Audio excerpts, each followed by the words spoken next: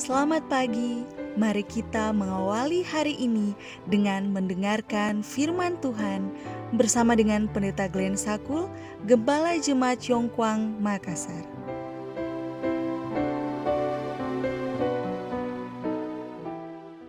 Shalom, selamat pagi. Mari kita berdoa untuk meminta hikmat dari Roh Kudus Tuhan. Ya Allah kami yang di sorga, ketika kami mendengarkan firman-Mu di pagi ini, kiranya Roh Kudus Tuhan memberikan kami hikmat dan kuasa. Di dalam nama Yesus kami berdoa.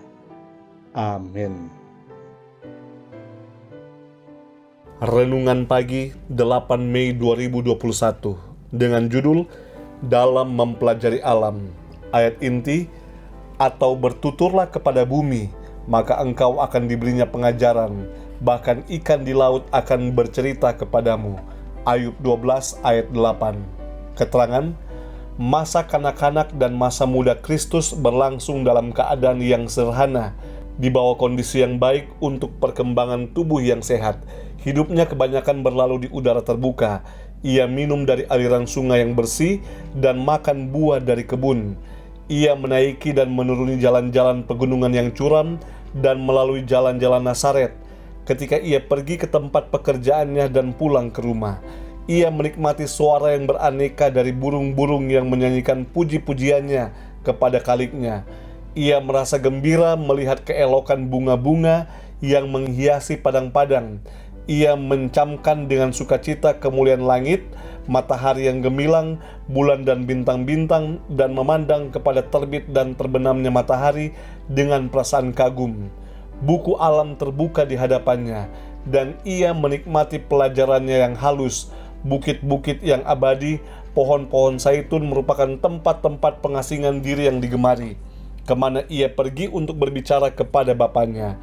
Ia dipenuhi dengan hikmat ilahi dan melalui penyelidikan alam dan oleh renungan tentang Allah dan percakapan dengan Dia, kuasa kerohaniannya dikuatkan.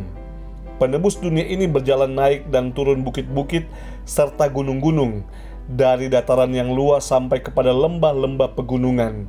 Ia menggemari pemandangan alam yang indah.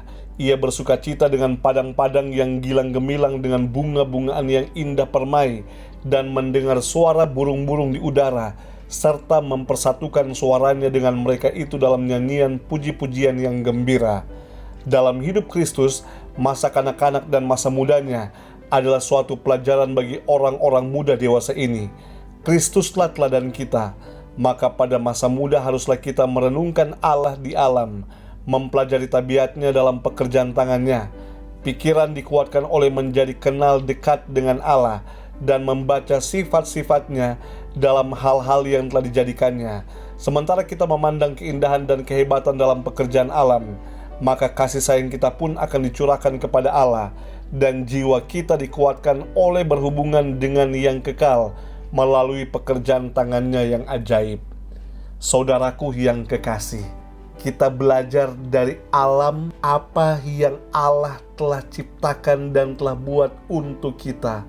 Maka kita akan menyadari betapa dahsyatnya Allah kita dan betapa kasihnya Allah yang telah memelihara alam ini dan memelihara kehidupan kita. Mari kita tunduk kepala dan kita berdoa. Ya Tuhan, ya Allah kami yang di sorga, terima kasih untuk berkat kehidupan dan terima kasih untuk ciptaan Tuhan yang indah yang Tuhan berikan bagi kami.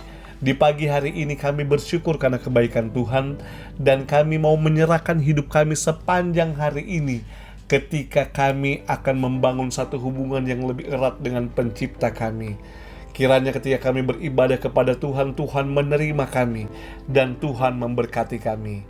Kami bawa doa ini melalui nama Yesus yang adalah Tuhan dan Juru Selamat kami. Amin.